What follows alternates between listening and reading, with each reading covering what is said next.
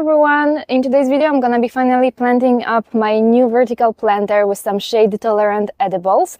I'm actually gonna be transferring some stuff that I already have in my garden to this vertical planter, but then I'm gonna be also sowing and planting a couple of new things, and also want to share with you my seed haul for this fall.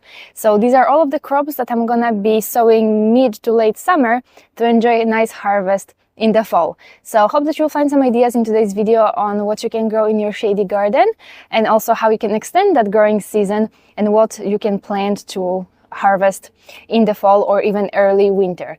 So since we saw each other last time, in the last video I put together this vertical planter, and since then I repainted it.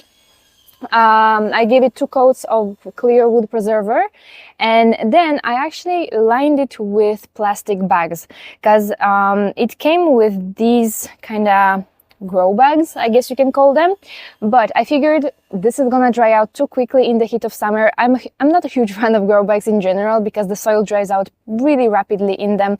So whenever I use grow bags, I always line them with a plastic bag inside to hold moisture better. So this is what I did with this planter. I lined it with plastic bags, and only then I put those grow bags inside, and I actually used a little bit of hot glue to kind of give it a nice finish so that the grow bags actually stick to the frame of this planter. Then I filled it up with a multi-purpose potting mix. I'm using Light Mix by Playground, which is a multi-purpose potting mix with added perlite. And then I also added a generous amount of compost. I always try to add organic matter to all of my planters, because organic matter not only is a slow, kind of form of slow release nutrients, but it also helps to hold moisture and nutrients better in the soil. So this is what I did, and this is how I'm gonna grow all of my food crops and all of my aromatic plants. So now I'm gonna transfer actually some of the stuff first, and then we will sow and plant some new things that I purchased recently. So the bottom of this planter will be reserved for lettuce and leafy greens, and I have a beautiful lettuce Batavia here, and this is ready to harvest, but I'm not gonna harvest it. I'm actually gonna transfer it as it is to this last planter. And I'm gonna share a trick with you. Perhaps you already know it, but if you don't harvest your lettuce like this by cutting it at the base, because then you only have just this one head of lettuce, one-time harvest. Instead, pull individual leaves, because this way your lettuce will keep producing new fresh leaves, and you can enjoy a continuous lettuce harvest from the same plants for several months. I seeded this lettuce at the beginning of the year, and I am harvesting it every single day, and I've been harvesting it every single day for the past like 2-3 months, and it just keeps growing, keeps producing new fresh leaves. Okay, so my lettuce Batavia is transferred. I'm gonna have to water it pretty rapidly before it wilts. But I'm adding 2 new varieties of lettuce to my garden today. I have lettuce Grenadine and Panisse. And lettuce and all leafy greens, they do really well in full shade and in partial shade. Even without any direct sunlight at all, you can enjoy a really nice harvest. And there are many varieties to choose from. Some are best planted in the spring because they prefer cooler weather, but then there are many varieties that you can grow and harvest all year round. And for example, lettuce Batavia is one of those varieties that grows really well in the spring, in summer, and even in the fall. Some varieties are even quite frost hardy, and you can enjoy a nice fresh lettuce harvest even until November or December. Obviously with a little protection if you garden in very cold climates. But let's transfer these, and I'm actually going to be reusing this soil as well, because it was fresh soil that I used at the beginning of the season. So it's been a couple of months only since it's been in use, so it's totally fine to reuse it. So I'm planting them quite close to one another because lettuce doesn't really require a lot of space, especially, as I said, when you're gonna harvest it like on a regular basis. You're gonna just, harvest the individual leaves, then it doesn't really grow to its full size. I'm really sorry for the background noise, but this guy has been at it since 6 in the morning and he's not done yet, so I'm sorry if it annoys you. So just adding more soil, making sure that all the root balls are covered.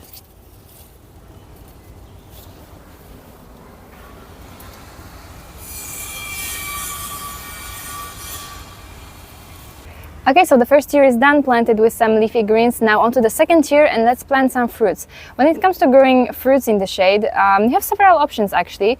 I even made a video about that at the beginning of this year. But if you're gonna grow some fruits in the shade, opt for those fruits that are paler in color, so greens and yellows and whites, because the darker the fruit, the more sun it needs to ripen. So some options for you, for your shade garden, would be blueberries.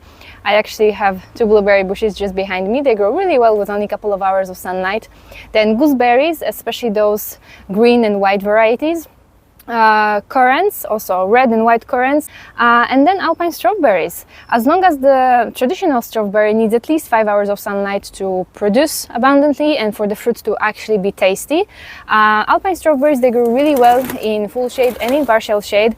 You have several options here as well. I have 2 different varieties in my garden. I have the traditional red alpine strawberry. I don't even know what's the name of this particular cultivar, but then I also have yellow alpine strawberry. You can see some fruit up here. These are called Yellow Wonder, and they are super tasty, really sweet, and they grow really well even in full shade. You can grow alpine strawberries from seeds, or you can just buy plug plants, in the nursery, and they are really great as perennial plants. For example, traditional strawberries, usually after 3-4 years, they need to be replaced because they don't produce as well as they used to, versus alpine strawberries, they can go on for years. Like, I've had the same bushes for maybe 7 years now, and they keep producing and they come back really well, very winter hardy. So definitely plant some alpine strawberries in your shady garden. So I'm actually going to be transferring my bushes because mine are pretty large now and they take a lot of space on the floor. So I want to transfer some of those plants here in this second tier. So alpine strawberries, they grow in clumps and they multiply really well. So each year you will have more and more and more clumps. So you can divide them every year or every couple of years, and you will have more alpine strawberries either for yourself or to share with someone. And they are really easy maintenance as well. Should have probably harvested them before because I'm wasting some berries here.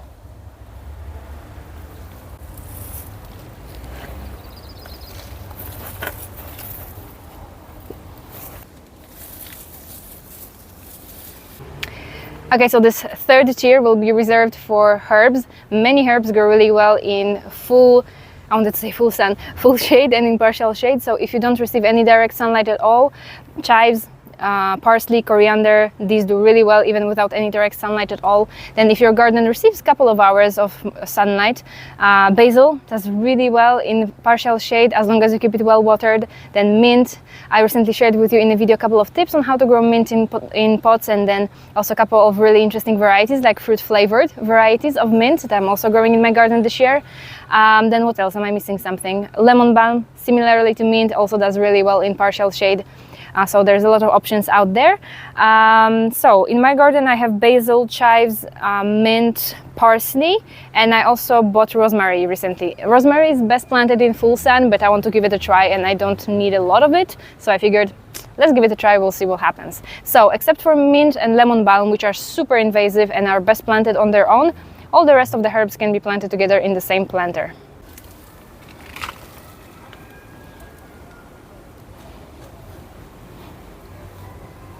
So my herbs are actually planted in their own individual terracotta pots already because I wasn't planning on buying this vertical planter. It was kind of spontaneous purchase, but I'm super happy with it so far. So I have to transfer them to this planter now.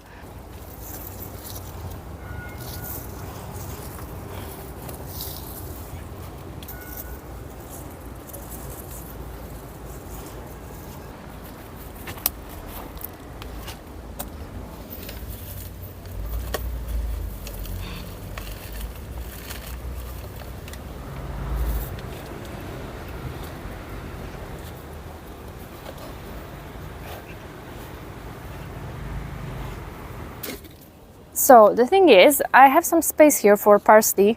The only problem is that my parsley is absolutely enormous and it will not fit in this planter at all. So this is my parsley. I kept it from last year. So it's second year and it's a biennial plant, so it's starting to bloom, which is not the best. So I might actually just harvest the rest of it and then buy a new fresh plant, young plant that I can transfer to my planter. Okay, so let's finally plant some seeds today. So for this last planter, I was hesitating between arugula, But then I figured I already have one planter with arugula, and now I have all this lettuce planted in this first container. So maybe let's try something else. And I have a lot of radish seeds left. Radish grows really well in partial shade, and I plant it every year. But technically radish is a cool weather crop, so it's best sown either in the spring or in the fall.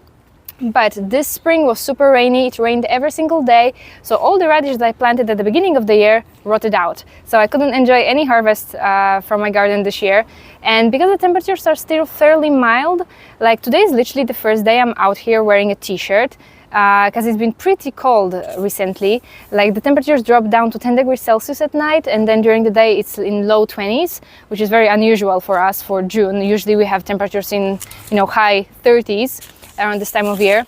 But given that it's still pretty mild, I think I may have some chances and still enjoy a nice radish harvest. So I have a mix of all kinds of seeds: yellow, purple, white, reds, all kinds of radish. So why don't we just sow all of this in this planter and see what happens. Okay, so I kind of mixed all the seeds in my hand, and I'm just gonna scatter them in these small trays that I made. And obviously different varieties have slightly different time from seed to harvest, but that's okay because I'm just gonna harvest them as they grow, and whatever grows first will be harvested first, as simply as this. And by the time I harvest all the radish, I'll be ready to plant some crops for fall.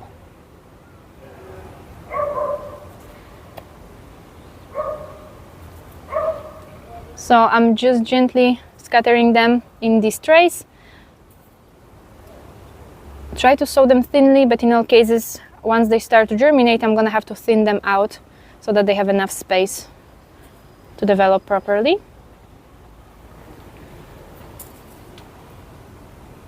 So now just gently cover them with about 1 to 2 centimeters of potting mix.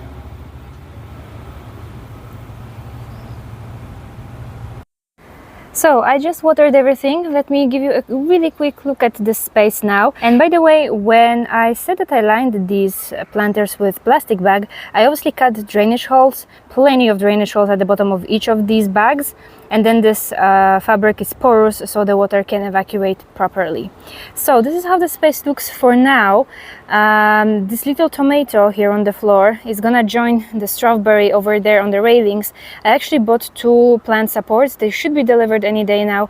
So the tomato and the strawberry will be hung on the railings. So the planter is all planted up, and I have plenty of floor space right now. I mean, when I say plenty, I mean obviously for balcony gardening conditions. Then I have 2 planters over there in the corner with arugula and additional strawberries, alpine strawberries, and 2 blueberry bushes on the side. So I'm really happy with how it turned out. I have a little bit more space to walk here. Some of these plants won't stay here, like these 2 probably will be transferred somewhere else. And this lily as well. Look at how enormous she is, and she smells so amazing.